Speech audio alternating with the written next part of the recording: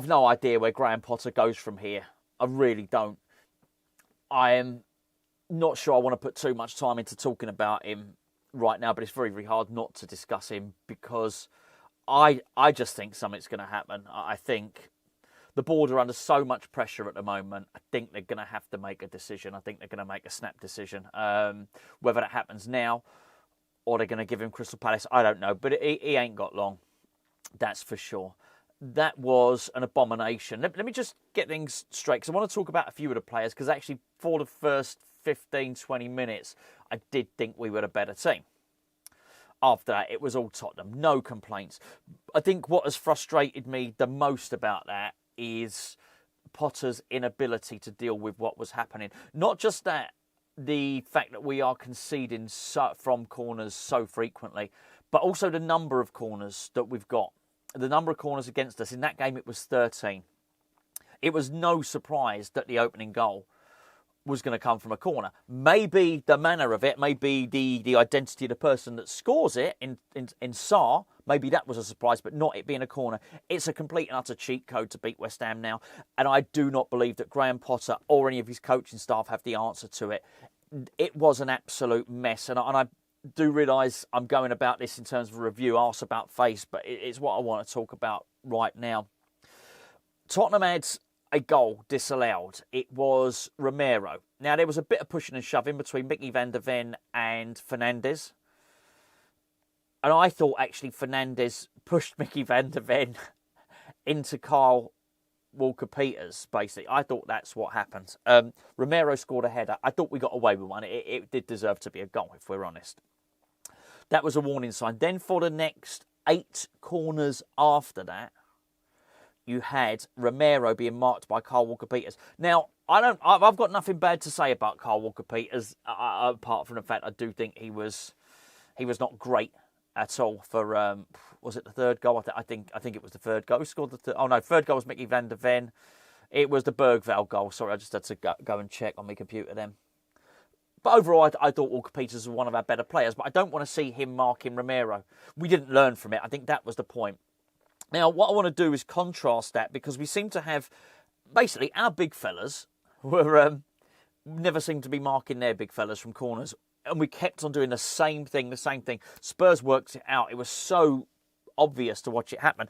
By the end of, by the time that Sarr had scored at the back post, the way you saw Bergvall blocking Juve so he couldn't get to him, you were watching coaching. You were watching a strategy. You were watching something unfold in front of you from a playbook, and something that West Ham just don't have. Our coaches, or whether you want to blame it on Potter, ultimately it is going to be his fault because he is in charge of his coaches. I don't know if we have a set-piece coach. I think it's probably too late to appoint one now, because I do think Potter will be gone.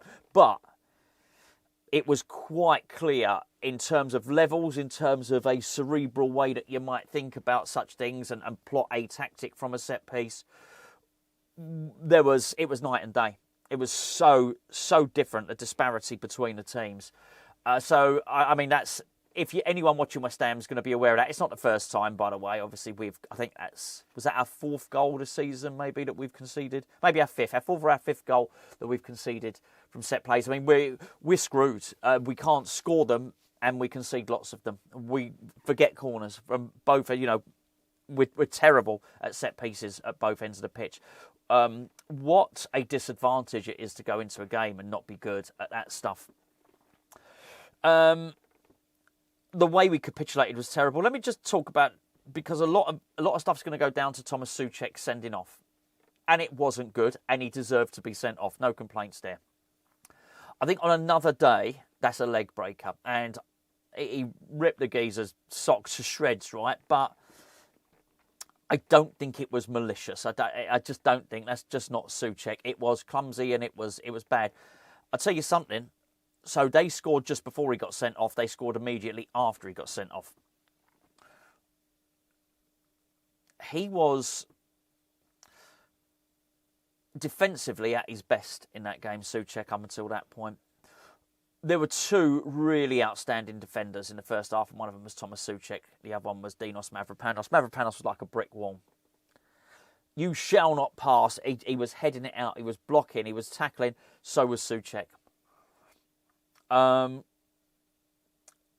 I'm honest, I probably wouldn't have started Suchek, but I would have been wrong on that. Without him, we would have been behind in the first half as soon as he was off the pitch, and it was his fault because he was clumsy and it was his foul and he deserved a red card. It was game over. Potter did not know what to do. It seemed at any point, even the substitutions were terrible. It's really hard to watch that game and take many positives from it. I'll tell you what I will take from it, though. And that is, we do have good players. I'm quite certain of that. And I'm going to try and, it ends as much of the video as I can on the positives, because there are some negatives. Hermansen is a worry, but at the end he got a couple of good double saves. He's not a big keeper, is he? I don't know if that mattered for Bergvall's goal. It seemed to. It's been 2 or 3 times now I've wondered with him whether a taller keeper gets that stuff. I think it's hard for anyone to be decent at the moment with the way that the team are. Juff is a good player. He's going to be really good. Somerville is a good player. Carl Walker-Peters is a good signing. Jared Bowen's a good player, but practically anonymous in this game, by the way. Fernandez, not only is he a good player, going to be a real crowd favourite. West Ham have got some good players. And that's not, there's more than that, by the way. There's more than that. And I don't think it's going to take much to turn us around. But I don't think Graham Potter can do it. I really don't. You would have expected, at the point where we were getting our pants pulled down in that game, for there to be some form of minor adjustments or tweaks. We went down to 10 men. I thought Tottenham, not when we went down to 10 men, I thought once Tottenham scored their third, I felt they stopped trying. I thought naturally their minds turned to their Champions League game in 2 or 3 days against Villarreal. Lots of substitutions were made by them. That was that. I am certain we had some good players on that football pitch, lots of them. Paqueta, I haven't even mentioned Paqueta. I mean, should have scored early on in this game. We should have been 1-0 up.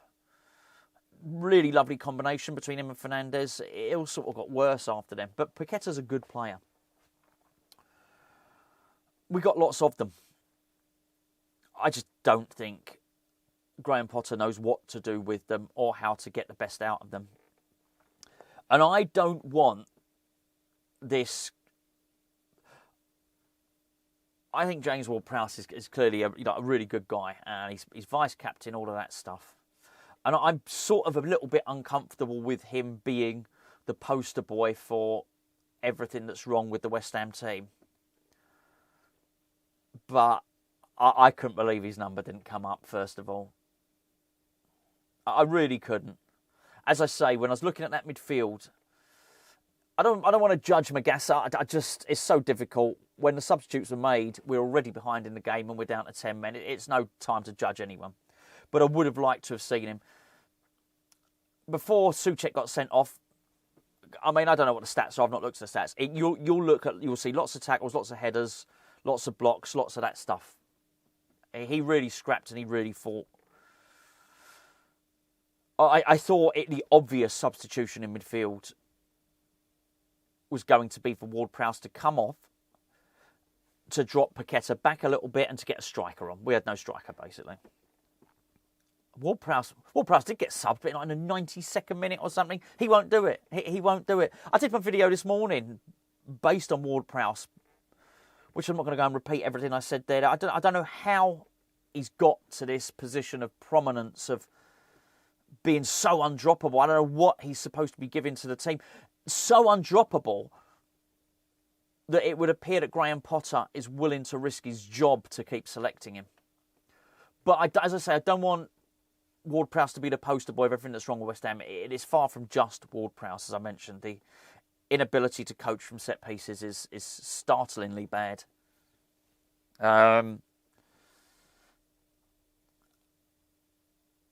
The reason I think something's going to change is there's so much pressure on the ownership for all the reasons, the protest, the letter of no confidence, all that stuff, right? They're just going to do it to deflect off of them, because it will make the news, it will make the media not about Brady and Sullivan, it will make the media about Graham Potter. But I'm disappointed in Potter. I am. There's no doubt about that. Ultimately, he should never have been appointed in the first place, and that is on Brady and Sullivan. Lopetegui should never have been appointed.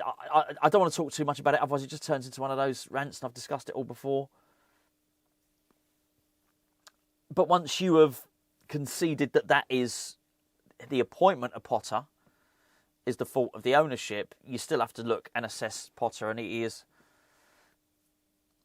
tactically horrendous. He doesn't even remotely appear like a leader on the touchline.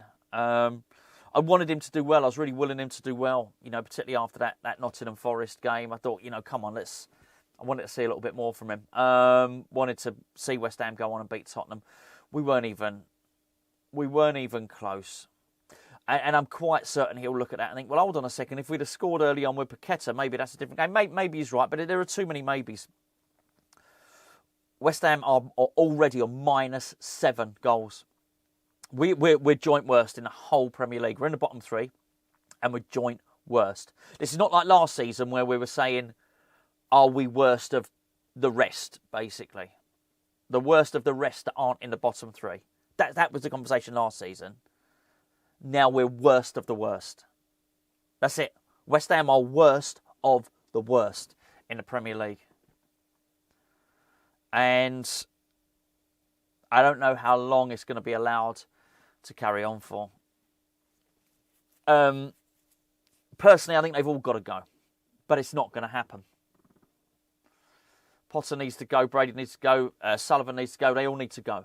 But that is not going to happen. The best we can hope for at the moment, well, you can hope for what you want. The most realistic thing I believe we're going to get at the moment is for Graham Potter to go. And he needs to go, and I think he needs to go now.